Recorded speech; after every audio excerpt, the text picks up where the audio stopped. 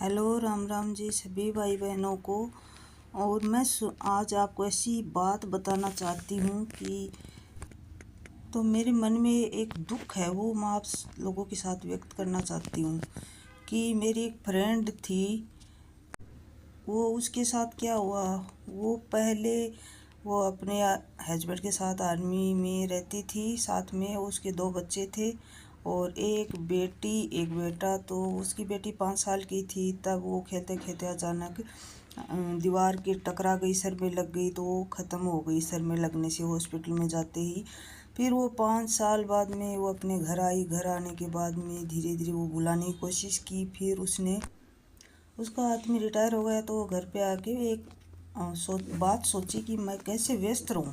तो उसने एक पार्लर खोल लिया और वो पार्लर खोलने के बाद में मेरी उससे संपर्क हो गया। और मैं आते जाते मैं ऐसे पार्लर पे वो कुछ कुर्ते वगैरह रखती थी, तो मैं लाती थी टी शर्ट वगैरह। तो मेरी जानकारी हो गई, मतलब वो नज़दीकी थी, तो हमारा मन मिलने लग गया। हम बातें करते थे, घंटों घंटों एक साथ बैठते थे। वो अपनी बताती थी, मैं अपनी बताती थी, और सब बातें करके फिर वो कभी भी मैं कोई चीज़ें उससे लेकर आती थी, वो बोलती थी बहन आप ले जाओ, जितने दिन आपको रखना है रख लो, आते जाते दे जाना, अगर नहीं अगर आपको सेट ना हो तो आप फिर चेंज करवा लेना।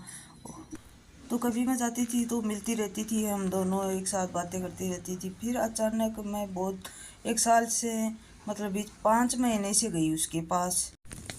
तो मेरे को पता चला कि वो तो इस दुनिया में है ही नहीं।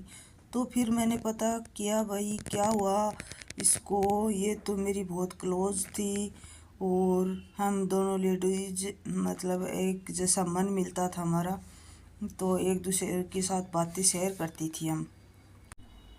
और वो इतनी सुंदर थी, बहुत अच्छे मन की भी थी, और कहीं वो लगता ही नहीं था उसको ये तकलीफ़ है।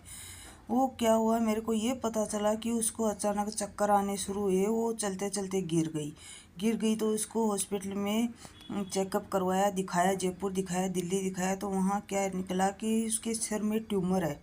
तो ट्यूमर 4-5 जगह चेक करवाया तो वही चीज़ें निकली। तो उसके बाद में जयपुर में उसका ऑपरेशन करवाया उसके हस्बैंड ने। तो उसको ऑपरेशन होने के बाद में ना वो कोमा में चली गई। कोमा में जाने के बाद में उसको होश आया ही नहीं, वो कोमा में ही ख़त्म हो गई।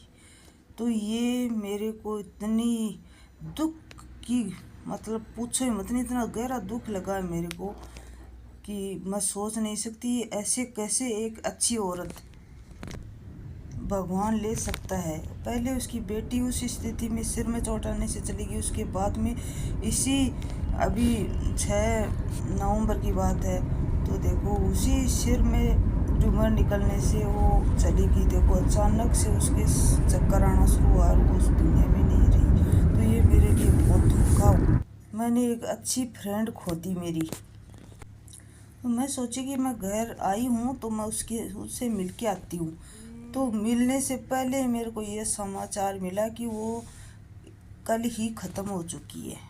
क्या हुआ अचानक, उसको एक बेटा है, वो मेडिकल की तैयारी कर रहा था। उसका हस्बैंड सेकंड जॉब लग गया, वो भी फर्स्ट ग्रेड का टीचर लग गया। वो पहले घर का काम करती थी, फिर भाग दौड़ के पार्लर आती थी कि मतलब मैं इतनी बिजी रहूं कि मुझे कुछ याद भी नहीं रहे, मैं अपनी ज़िंदगी में खुश रहूं। बाप बेटे थे वो अलग अलग चले जाते थे, वो अकेली थी। और तो ये एक हंसती खेलती ज़िंदगी भगवान ने कैसे ले ली उसकी। वो भी जीना चाहती थी, उसकी भी कितने अरमान थे, अपने बेटे की शादी करना चाहती थी, अपने अच्छी बहू लाती, अपनी अच्छी ज़िंदगी जीती। वो ज़िंदगी में किया ही क्या था उसने, कितनी ज़िंदगी जी थी उसने। तो देखो भाई बहनों, इस ज़िंदगी का कोई भरोसा नहीं है। तो खुश रहो, सभी के साथ अच्छे से प्यार से रहो, बोलते रहो और घूमते फिरते रहो, खुश रहो।